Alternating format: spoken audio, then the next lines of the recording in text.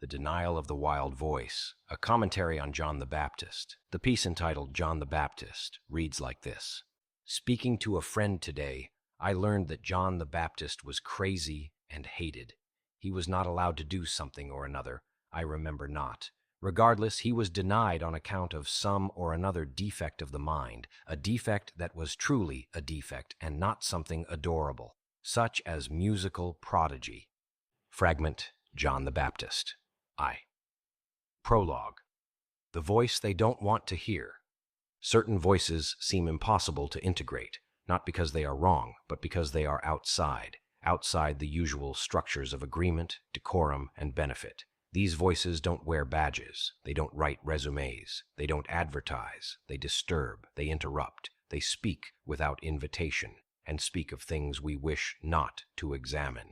This commentary concerns one such voice, historically known as John the Baptist, but we will not engage him through the lens of sanctity, divine purpose, or theological prophecy. Rather, we examine him as a type, a phenomenon, an archetype of the untamed speaker whose presence society finds unbearable. Second, wilderness and margin. Let us first place him where he lived, not in a palace, but on the margins, the desert, the riverbank, the edge. These are more than physical places. They are symbolic indicators of dislocation.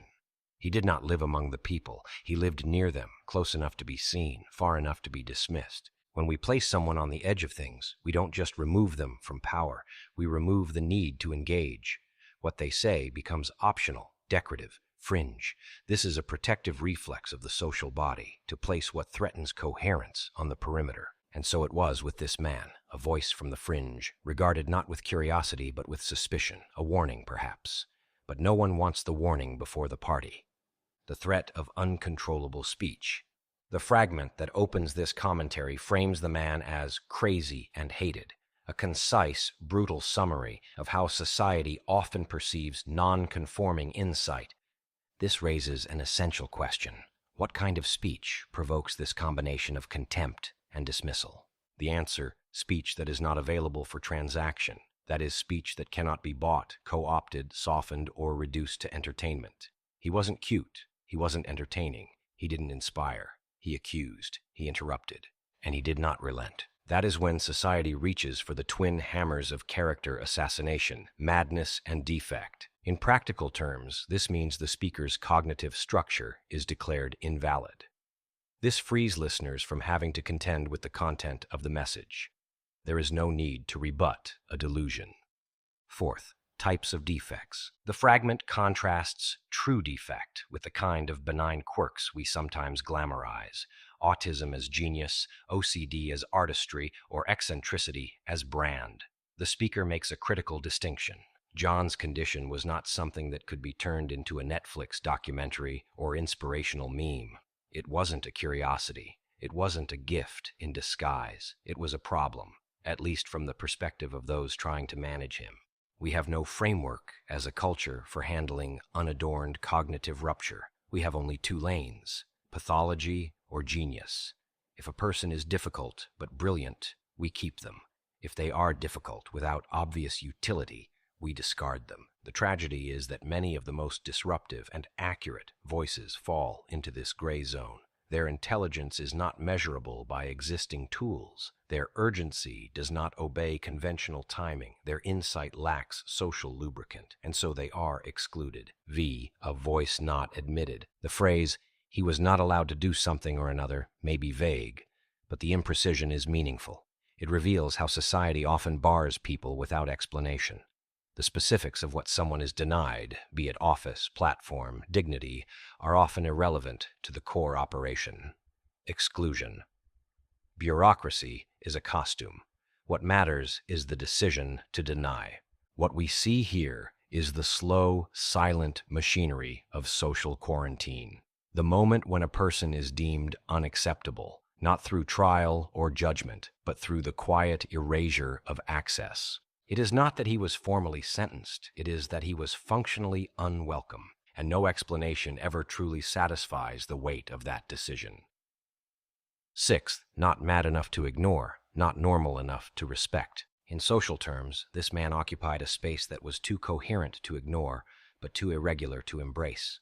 That is the most dangerous kind of speaker. The raving madman can be dismissed. The polished intellectual can be debated, but someone who speaks with clarity from an incoherent location, that person unsettles everything. Such a figure exposes a breach. He cannot be neatly labeled or countered. His language is accessible, but its implications are unlivable. It forces a kind of reckoning. And that is why, historically, these speakers are either killed, quarantined, or mythologized after the fact.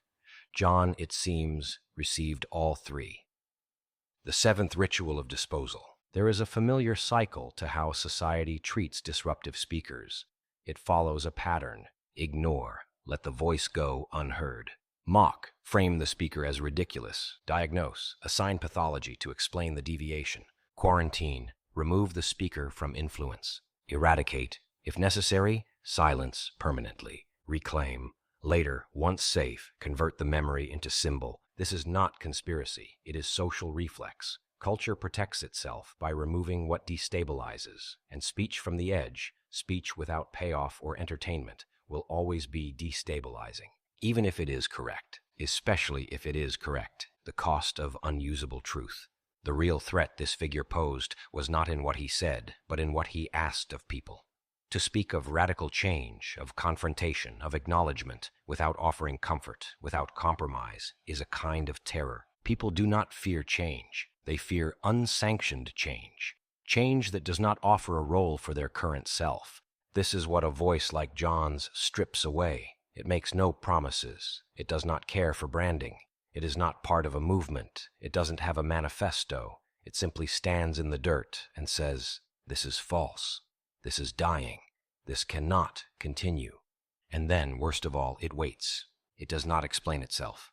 The strange geometry of margins. One might expect a society to listen to such a voice, especially in crisis. But the opposite is usually true. The more accurate the alarm, the more intensely we seek to silence it. Why? Because a true alarm upends not only the enemy, but the listener's position in the system. To hear the call and do nothing is to become complicit. To act on the call is to risk ruin. Easier, then, to call the speaker mad. It is a way to preserve narrative geometry, to keep the center stable by exiling the unstable to the periphery. In this way, madness is not a medical designation. It is a geopolitical tool, a form of conceptual deportation. And some are deported while still alive. 10. Who gets remembered and why?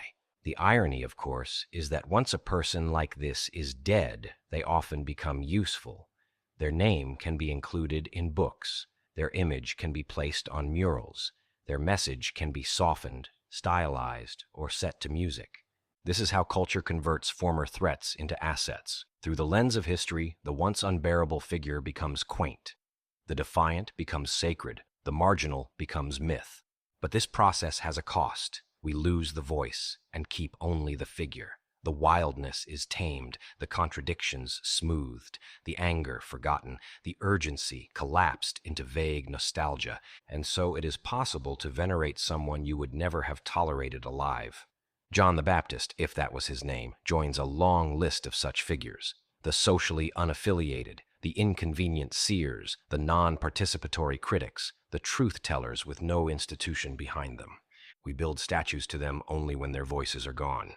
11. The edge is not empty. To call someone crazy and hated is not a factual statement. It is a confession. It is society saying, "We do not know how to handle this, so we will destroy it." That confession, if taken seriously, reveals something about the margins themselves. They are not empty. They are crowded with all the voices we did not want to hear, all the warnings we did not heed, all the knowledge we deemed unusable. And among those voices, some are not broken. Some are simply too clear, too wild to be familiar, too urgent to be comfortable, too near to be safely ignored. 12th lessons without doctrine. So what remains? We are left not with a doctrine, but a shape. The shape of rejection, the shape of interruption, the pattern of how inconvenient voices are processed by society and how defects are often only such because they cannot be made adorable. This figure, whether we call him John or anything else, is not an answer. He is a signal. He represents the moment when society's language breaks and something unmanageable speaks through the crack. It is not about religion. It is about what happens when someone cannot be contained. Final reflection: the value of the uncontainable. There are people among us, now as before, whose voices exist outside the structure. They will not give TED Talks. They will not be invited onto panels. They will not be sanitized for easier handling. They may smell like dirt. They may speak without order. They may cry too much, or not at all. But listen carefully. What if, buried in their so-called defect, is a clarity the rest of us cannot bear? What if some minds are not broken, but simply unsuited to deception? And what if the desert is not a punishment, but the last place left where speech can still be honest? We must ask, who are we denying today?